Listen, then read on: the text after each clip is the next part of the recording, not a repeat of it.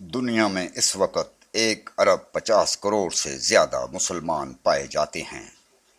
یہ اعداد و شمار بھی کسی مسلم تنظیم نے نہیں پیش کیے بلکہ یہ سروے امریکہ نے کیا ہے۔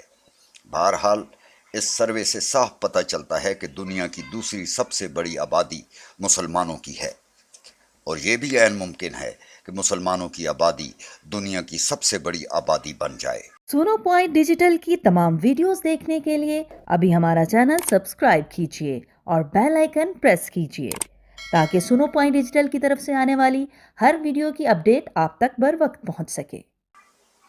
یہ سن کر مسلمان بہت خوش ہوں گے کہ وہ دنیا میں دوسرے نمبر کی آبادی ہیں، لیکن سوال آبادی کا نہیں ہے، بلکہ سوال یہ ہے کہ 21ویں صدی میں عقیدے کے اعتبار سے دنیا کی دوسرے نمبر کی آبادی ہونے کے باوجود عالمی امور میں مسلمانوں کا کچھ عمل دخل بھی ہے یا نہیں؟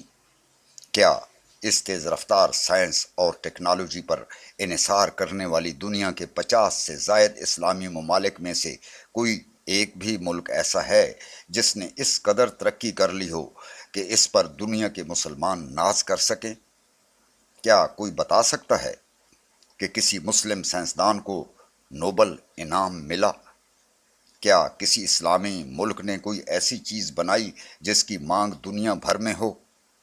کیا سارے عالم اسلام میں ایک بھی جدید علم کا ایسا ادارہ ہے جہاں دیگر ممالک کے طلباء جدید علوم کے حصول کے لیے آتے ہوں؟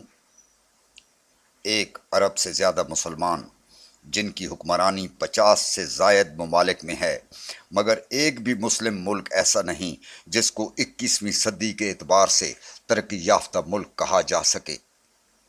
کتنی افسوسناک بات ہے کہ آج سارے عالم اسلام میں ایک بھی ایسی یونیورسٹی نہیں جہاں تعلیم کے حصول کے لیے مسلم والدین اپنے بچوں کو بھیجنا پسند کریں۔ ہمیں اس بات کو بھی سمجھنا ہوگا اور غور کرنا ہوگا کہ 21ویں صدی میں مسلمانوں کی دہشت گردی کے رنگ میں رنگنے کا نمایاں رول سابق صدر بش اور امریکی میڈیا نے ادا کیا، لیکن اپنے اس امیج کو ختم کرنے کے لیے مسلمان اپنا حقیقی کردار پیش کرنے سے قاصر ہیں۔ اس کے بجائے گاہے بگاہے کچھ پاکستانی دنیا کے سامنے اپنا کردار کچھ ایسا ظاہر کر دیتے ہیں کہ بش جیسے لوگوں کے نظریہ کو مزید تقویت مل جاتی ہے۔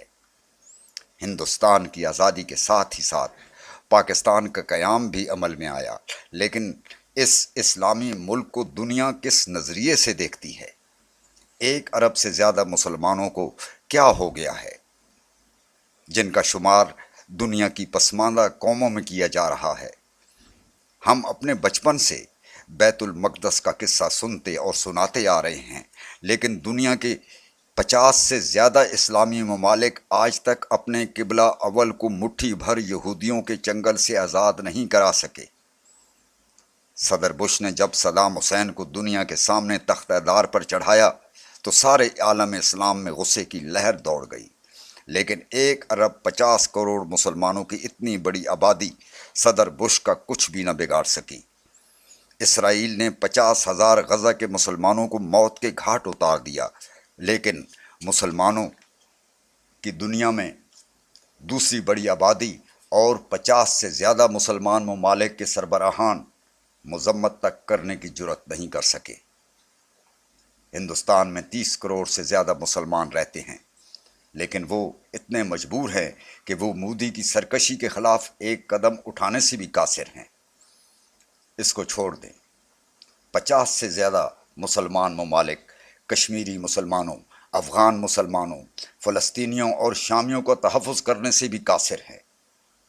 مسلمان کتنے مجبور اور کتنے لاچار ہیں، شاید اس لیے کہ وہ جدید علوم سے آراستہ نہیں۔ آج ضرورت ہے کہ مسلمان جدید دور کی اعلیٰ تعلیم حاصل کرتے ہوئے اپنے تمام مسائل کا حل خود ڈھونڈ سکیں، تاکہ آنے والی نسلیں پسماندگی اور غلامی سے باہر نکل سکیں۔ آصف حیات بلوچ، سنو پوائنٹ ڈیجیٹل۔